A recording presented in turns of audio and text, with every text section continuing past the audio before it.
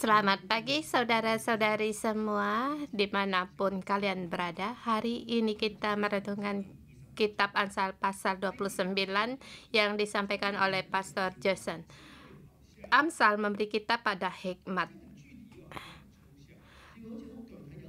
Hikmat kadangnya seperti jelas, kadangnya juga agak rumit. Dan bagaimana agar kita berhikmat? Dan hari ini tema kita yaitu untuk mengajar. Mengajar akan mendapatkan hikmat yang besar.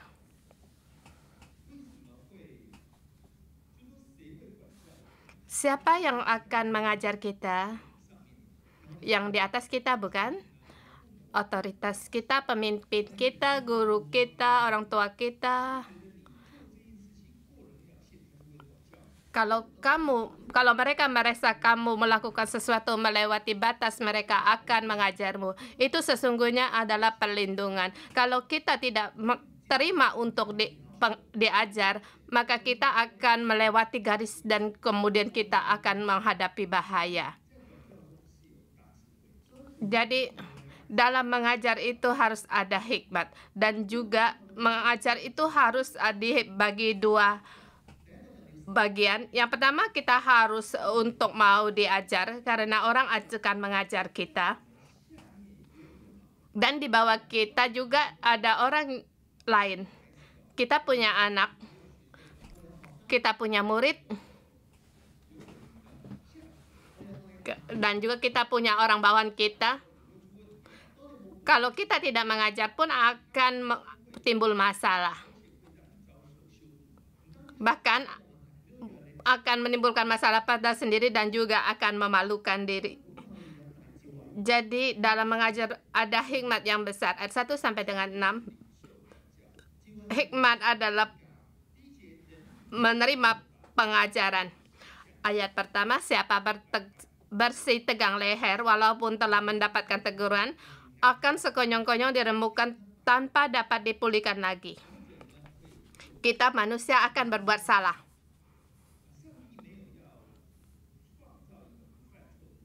Allah tidak bilang untuk menciptakan orang yang bersalah. Yang Allah mau yaitu yang berbuat salah kembali bertobat. Orang yang kembali mau bertobat. Pada saat kita berbuat salah, maka kita akan mendapatkan pengajaran dan kita akan dihukum atau teguran. Di dalam manusia dapat teguran, kamu pun dan aku pun akan mendapat teguran. Orang yang berhikmat pun akan dapat teguran. Tetapi pada saat mendapat teguran, dia bisa mengubah diri, maka dia akan berubah. Maka dia akan semakin berhikmat. Tetapi orang yang bebal, walaupun dia bagaimanapun dia ditegur, dia tetap tidak mau berubah. Dia tetap bersetegang leher. Dia terus berbuat salah dan sekonyong-konyong diremukkan tanpa dapat dipulihkan lagi. Bersetegang leher ini dikatakan juga sama dengan di Firaun. Kita mendapatkan teguran, kita pun harus berubah dan hati kita janganlah keras. Kalau tidak seperti dikatakan, tidak dapat dipulihkan lagi. Tidak ada orang yang bisa menolongmu. Allah pun tidak menolongmu.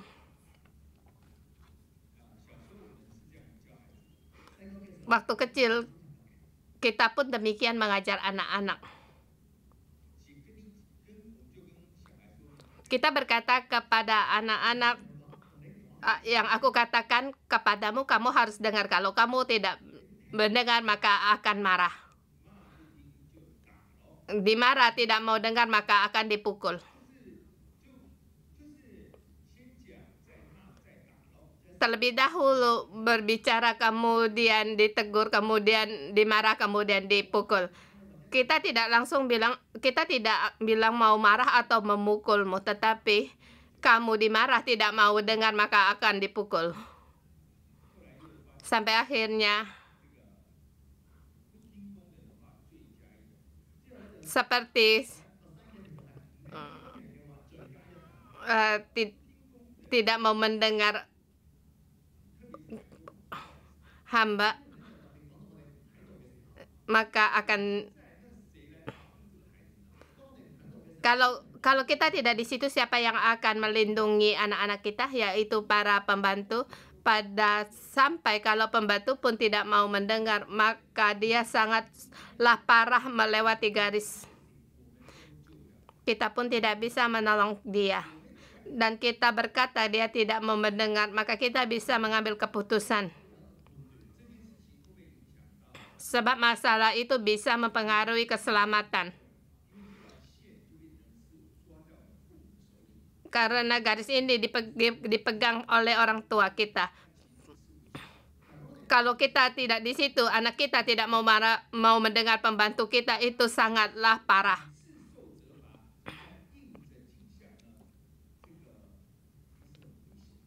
Jadi manusia kalau mendapat teguran tapi terus bertegang leher, maka dia sesungguhnya sangat bahaya. Dengan perlahan dia di mata orang yang mau diajar di mata Tuhan, perlahan dia akan menjadi orang benar. Yang bertegang tegar hanya melakukan apa yang ingin dia lakukan, menjadi orang yang jahat. Di dalam masyarakat orang benar makin bertambah, maka di rakyat pun akan bersuka cita. Tetapi jika orang fasik memerintah, maka rakyat akan berkeluh kesah. Jadi kita harus menerima teguran. Kemudian dikatakan apa yang ditegur.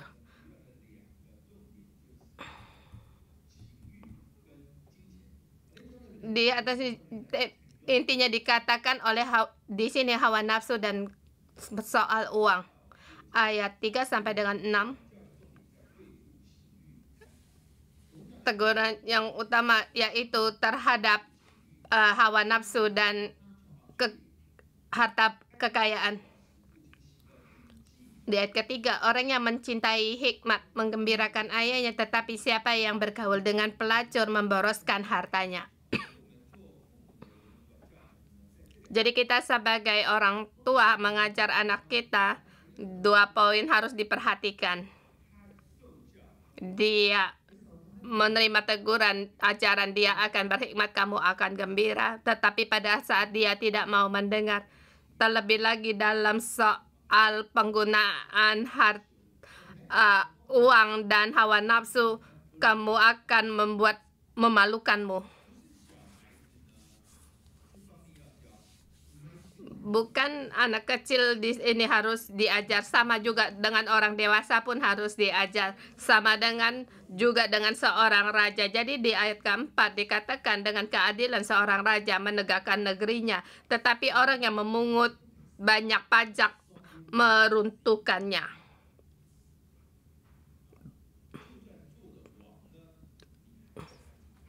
Walaupun kamu menjadi raja, tetapi kamu di situ masih tamak akan uang. Sesungguhnya seluruh negara adalah milikmu. Mengapa kamu harus memungut lebih banyak lagi?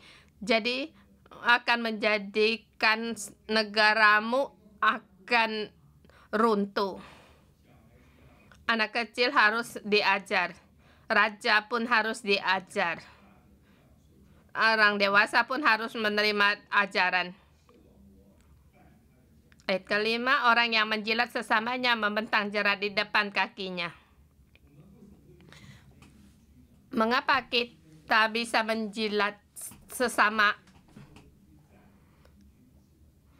Di sini bukan berarti bukan memuji sesama.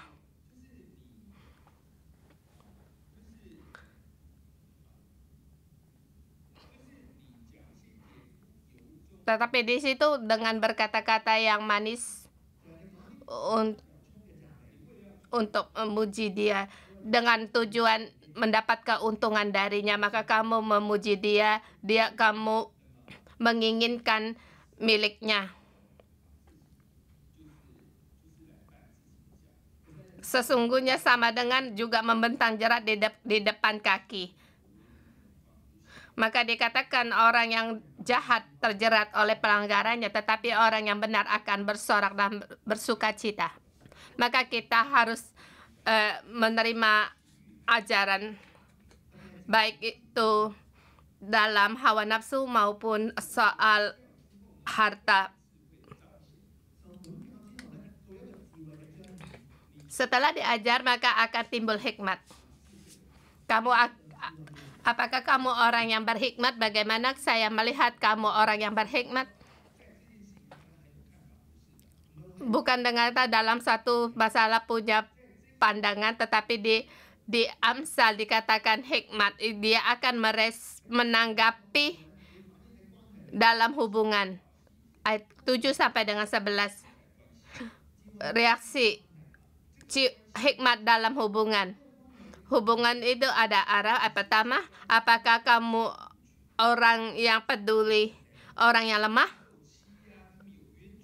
Pada saat mereka ditindas atau disalahkan, apakah kamu akan berbelas kasihan untuk menolong dia? Ayat ke-7, orang yang benar mengetahui hak orang lemah, tetapi orang fasik tidak mengertinya. Di sini di dalam terjemahan lagi, orang benar menghormati hak orang lemah, tetapi orang yang fasik tidak ada pengertian yang demikian. Orang yang jahat tidak mempunyai pengertian demikian. Terhadap orang yang lemah, dia tidak sabar, tidak peduli sama dia. Kamu demikian tidak punya hikmat. Karena di dalam masyarakat ada sebagian orang yang lemah, ada yang kuat. Kalau kamu tidak peduli orang yang lemah, maka kamu tidak berhikmat. Ini adalah dalam keakuran dalam satu masyarakat. Hubungan untuk hidup akur. Ayat ke-8, penyemooh mengacau kota, tetapi orang yang bijak meredakan amarah.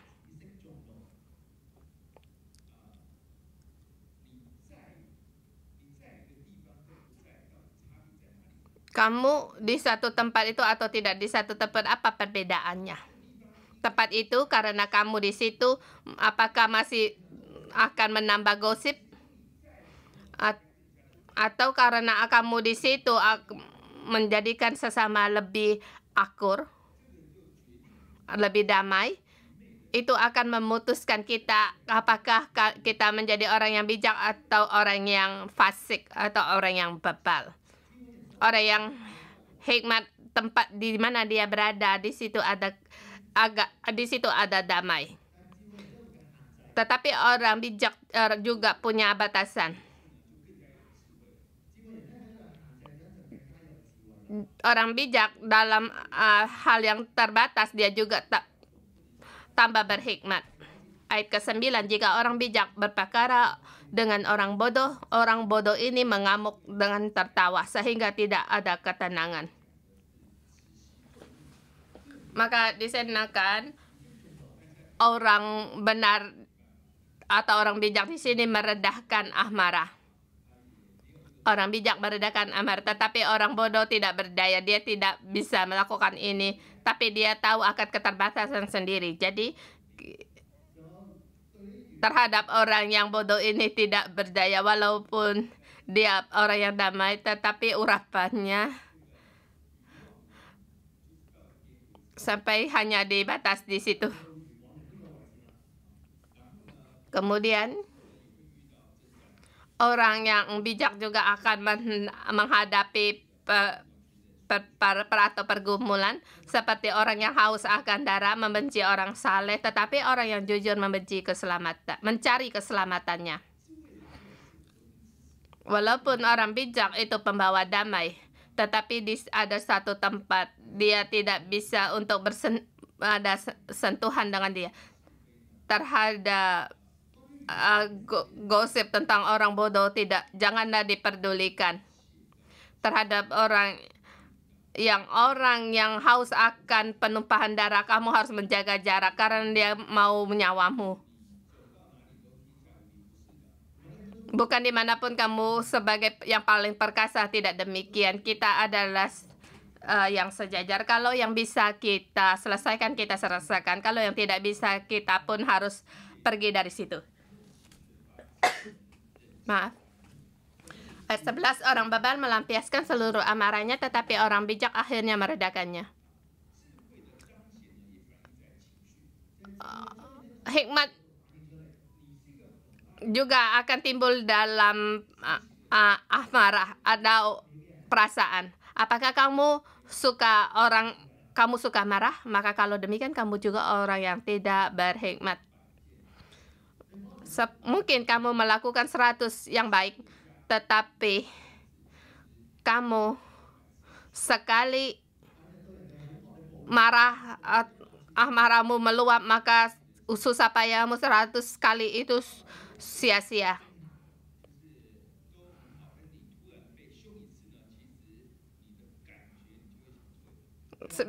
Selalu kamu kelihatannya baik, tetapi sekali kamu marah, meledak amarahmu, maka yang ditanggapi orang kamu adalah orang yang jahat. Dalam perasaan kita harus seimbang. Ayat 12 sampai dengan 14. Hikmat juga menimbulkan yang benar. Apakah suka kamu mendengar kata-kata yang benar? Atau kamu suka akan mengetahui yang benar? Mungkin kamu akan membuatkan kamu putus asa. Tetapi apakah kamu sungguh mau tahu? Ada sebagian orang tidak mau tahu.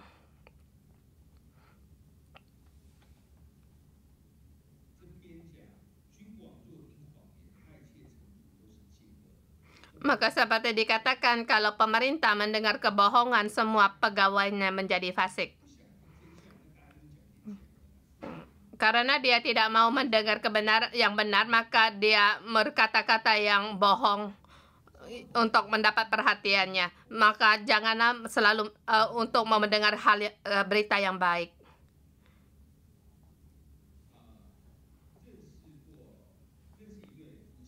Saya kenal sepasang suami istri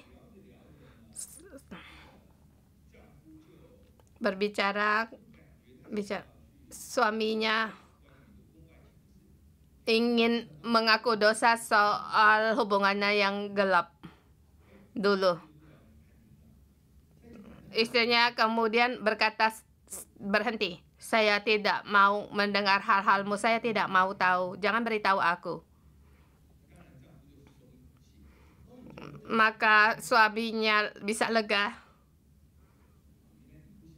Rupanya kamu tidak mau tahu.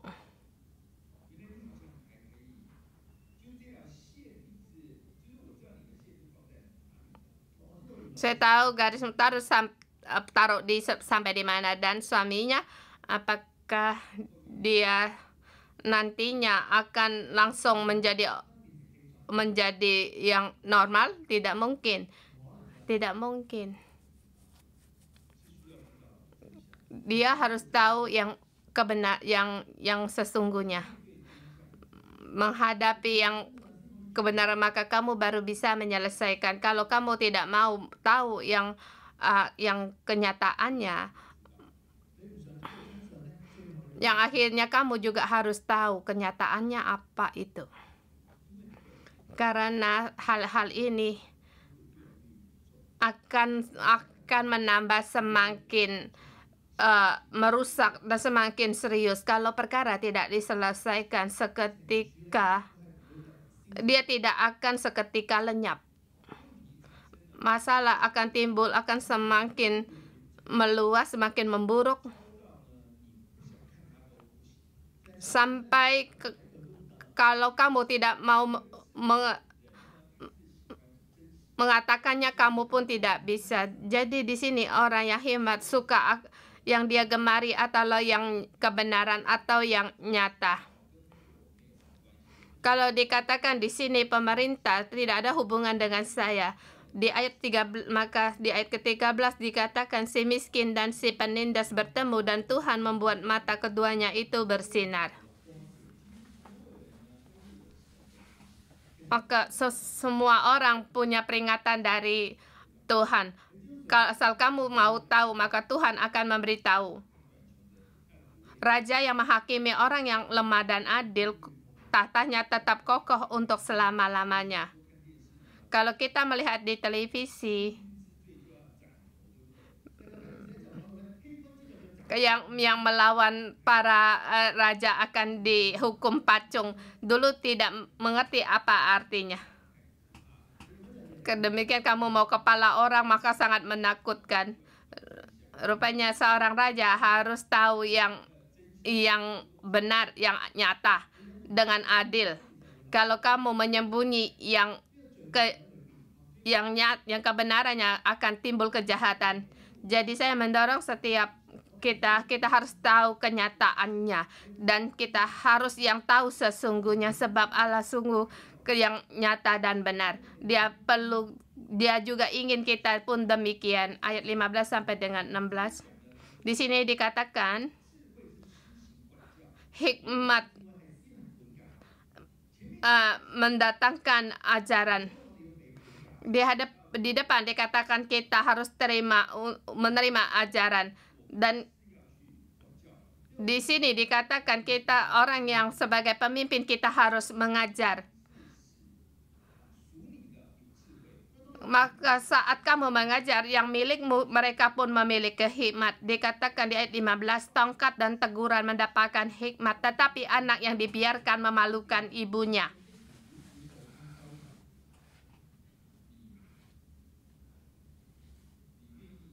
Kamu rela untuk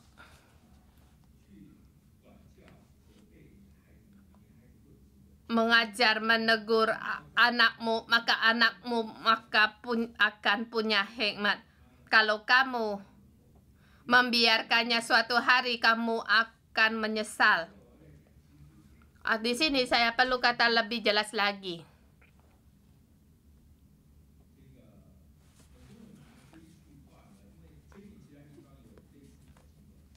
Banyak orang di dalam Amsal ada ayat-ayat yang demikian. Dikatakan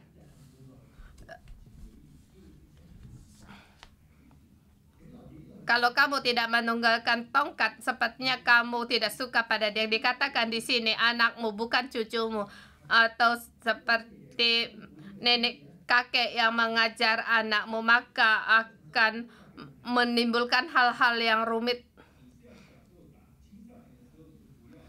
Masa kecil kamu memukul, tetapi kalau dia sudah remaja jangan dipukul. Kalau tidak akan menyesal akan hasilnya.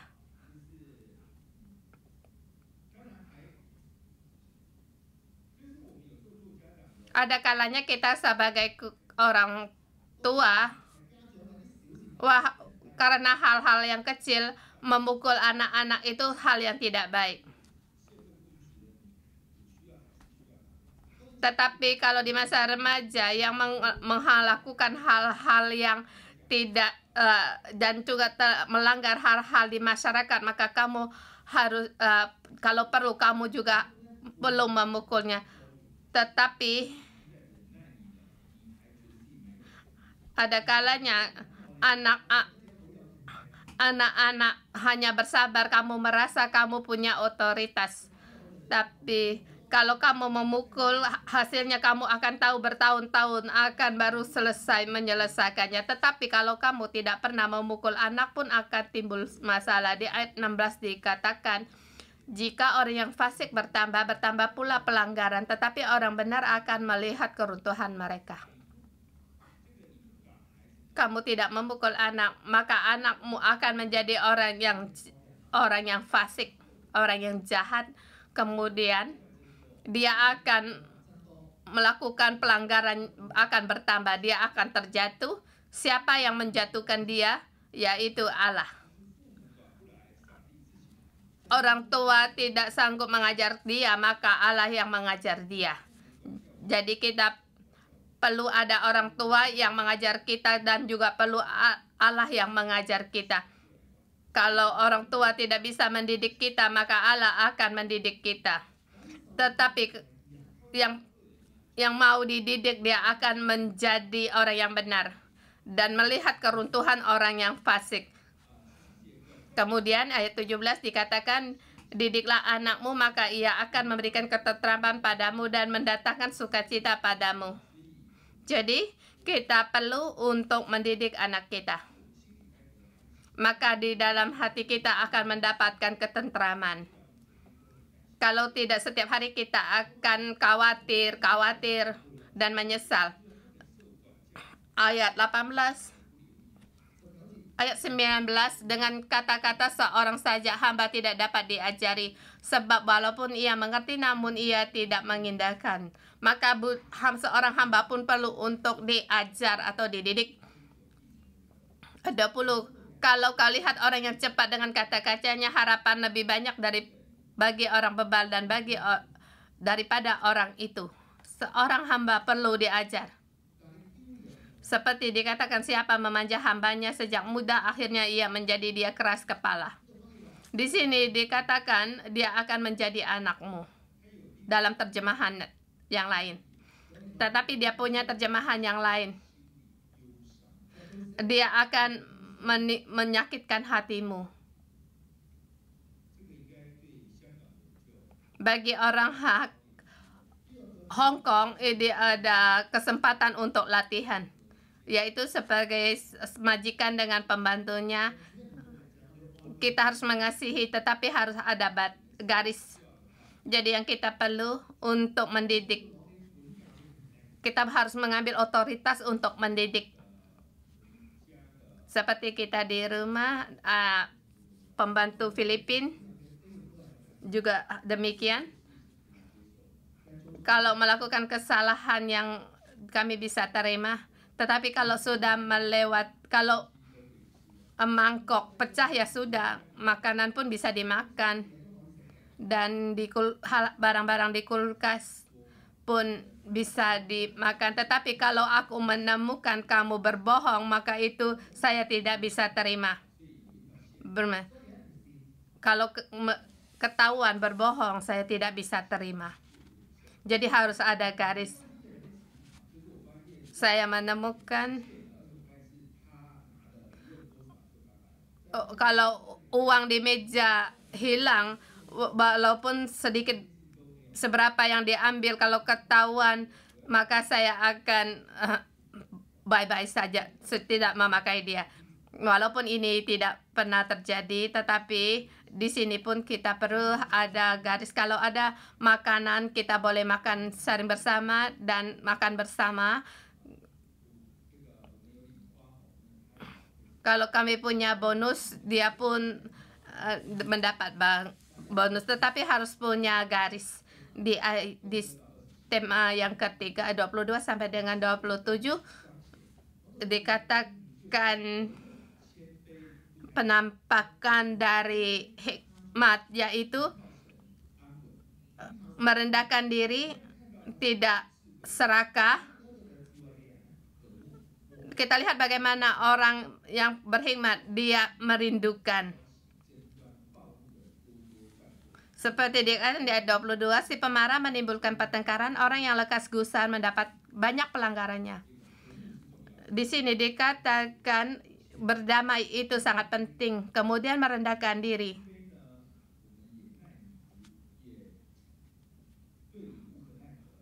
Kalau kamu tidak merendahkan diri, aku terhadap pun tidak berdaya.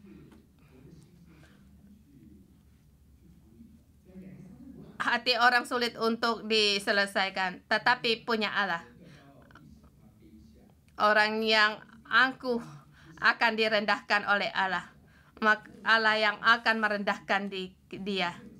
Jadi kalau adakah dia berhikmat, lihatlah dia, adakah dia orang yang rendah diri, apakah dia juga orang yang tamak.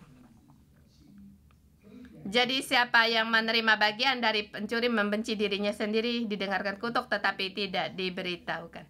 Dikatakan orang yang rendah diri juga menerima pujian. Seperti kalau kamu bersama dengan orang jahat, kamu merampok, merampas, kamu juga tidak ingin hidup. Di ayat 26, jadi kita harus harus takut kepada Allah, maka kita akan tentram, kita akan diletakkan di tempat yang tinggi. Kita mohon Tuhan untuk menolong kita. Kita harus menerima didikan.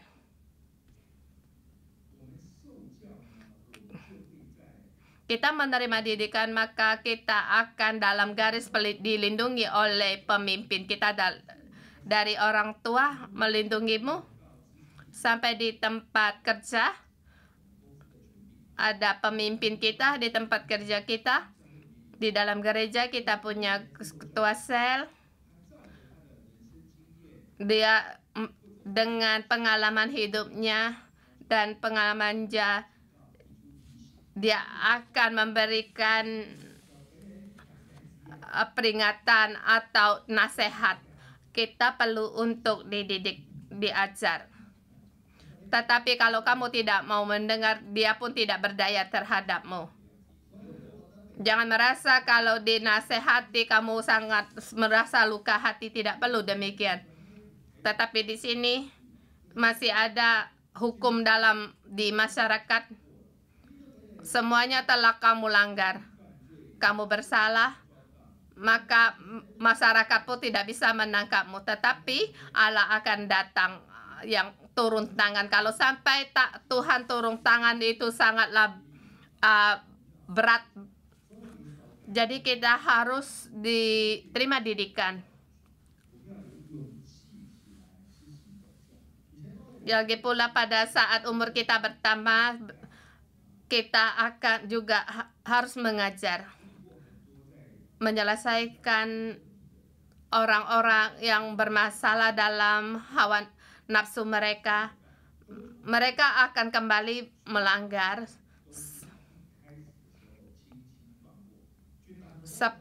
Dari awal mulanya akan mendapatkan, maka dia akan mengulangi sampai akhirnya dia bangkrut. Jadi kita harus menerima didikan dan juga kita harus mendidik. Kita harus menghargai hubungan, menghargai yang nyata. Mohon Tuhan untuk menolong kita. Mari kita memuji Tuhan Allah kita. Haleluya.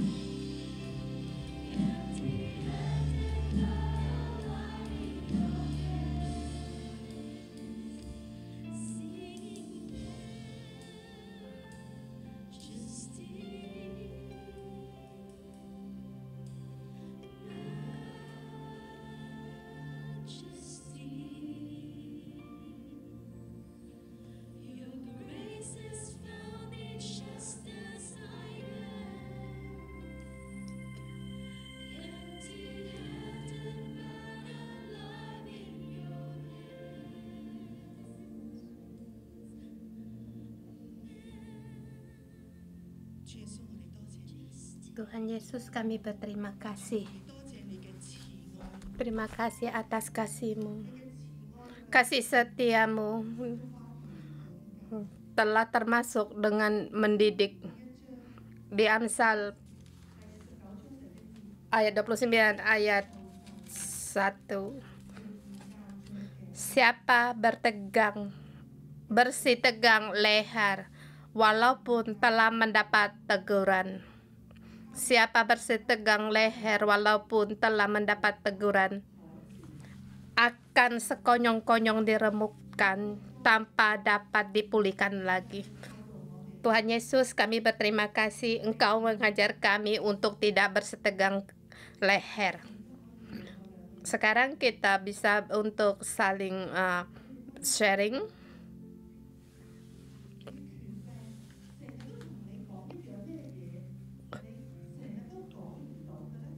Pemimpinmu atau otoritasmu selalu mengatakan sesuatu kamu tidak bisa, tapi kamu tidak bisa berubah. Seperti Pastor Deborah mengatakan, saya selalu telat, maka saya pun sekarang telah berubah.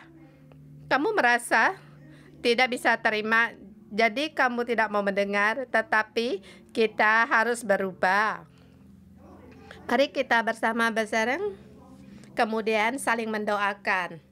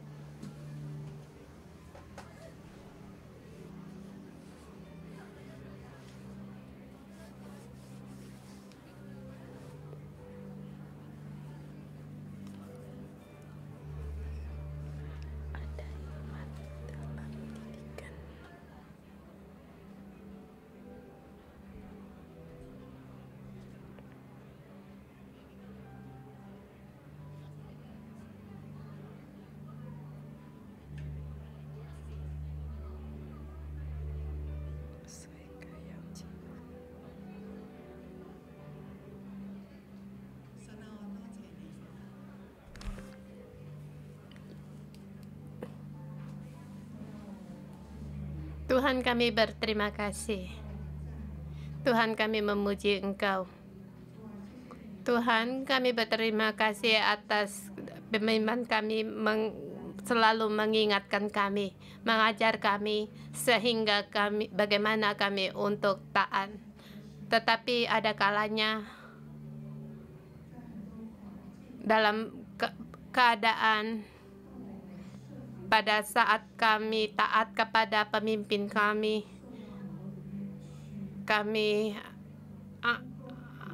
menghadapi ketidakadilan, tidak berdaya. Tuhan, kami berterima kasih. Tapi Tuhan, kami berterima kasih. Di sini juga sudah termasuk di dalam Engkau, dalam kasih-Mu, dalam didikan-Mu. Tuhan, agar kami terus untuk taat kepada pemimpin kami dan merendahkan diri untuk mengikuti Engkau. Tuhan, walaupun di dalam kami masih banyak yang tidak kami mengerti, banyak juga ketidakpuasan, tetapi Tuhan, kami rela untuk melepaskan semua ini. Kami mau melepaskan semua ini. Kami mau untuk berubah. Kalau kamu di dalammu masih ada tidak suka pada pemimpinmu, kamu atas nasihatnya kamu tidak bisa terima, kamu merasa dia salah sangka, tidak memahami, di saat ini kamu bisa berdoa pada Tuhan Allah kita.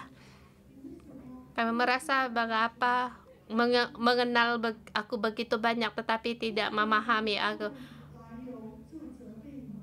Mengapa kamu selalu menegurku?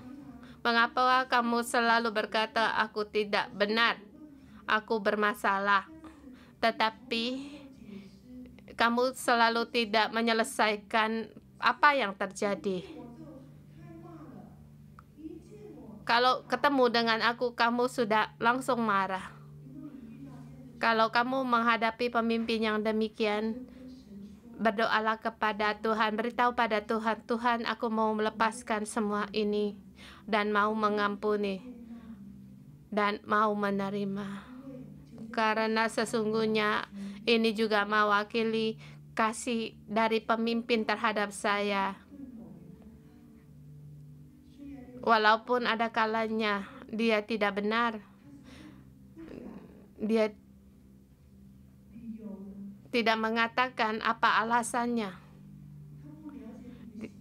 dia tidak memahami terlebih dahulu akan keadaanmu, tetapi dia mengasihimu. Pemimpinmu mengasihimu.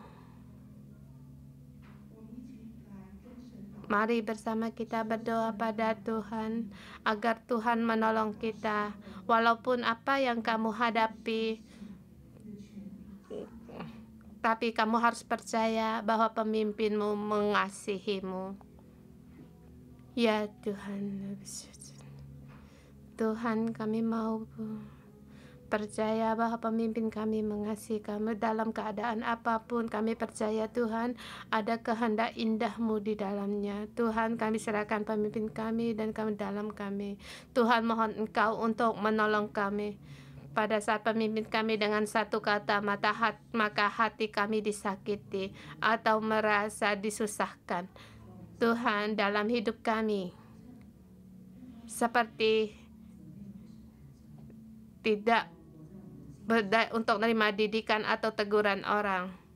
Tuhan, tapi kami datang di gereja. Di gereja adalah seperti satu payung menaungi kami. Para pemimpin kami, para anggota ketua sel kami, Bapak rohani kami, dia menaungi kami dan melingkupi Tuhan. Walaupun para ketua sel kami tidak ada hubungan darah, tetapi mereka rela menggunakan waktu dan kasihnya untuk menemani kami.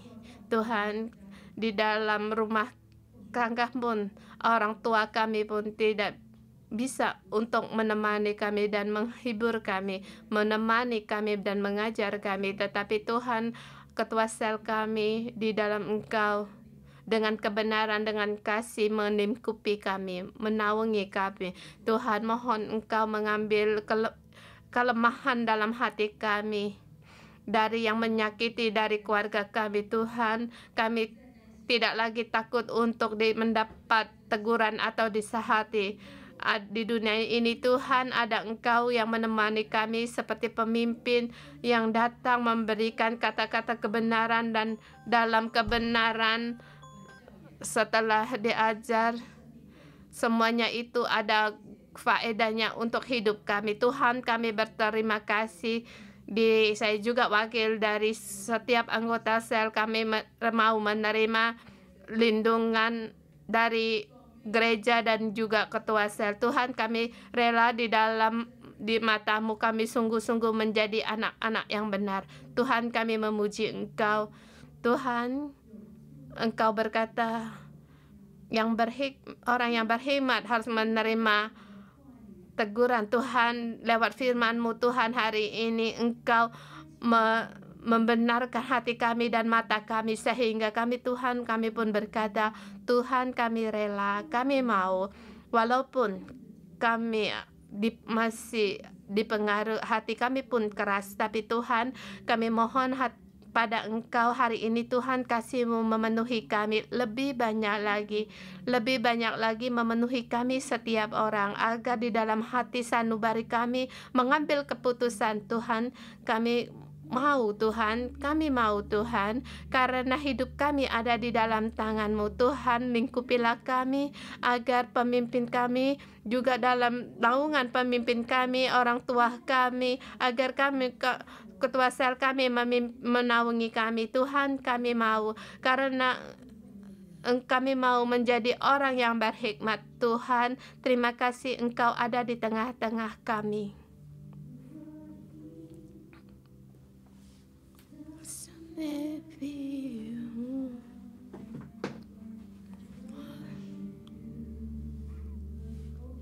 I worship You. Kau ada di setiap hati.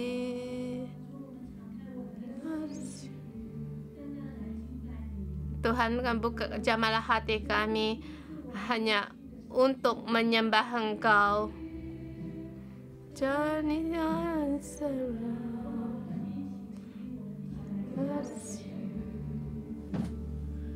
Ku sembah-Mu. Kau ada bergerak di tengah-tengah kami. I worship You. I worship You. Are here, I can darkness, my God, that is who You are. Kau Tuhan,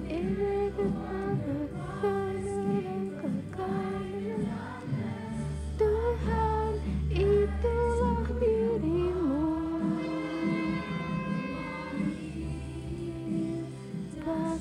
Jamalah hati kami, worship You. Tuhan, penuhi kami setiap orang. Lahir, worship You. I worship You. Lahir, ku sembahkan, Kau ada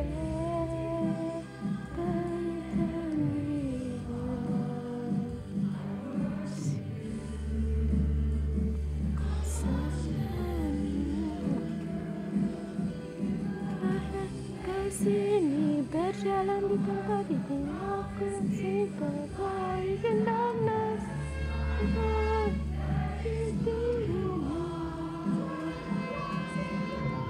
Kau adalah sang pencerah, pemberi mujizat dan juga dari semua.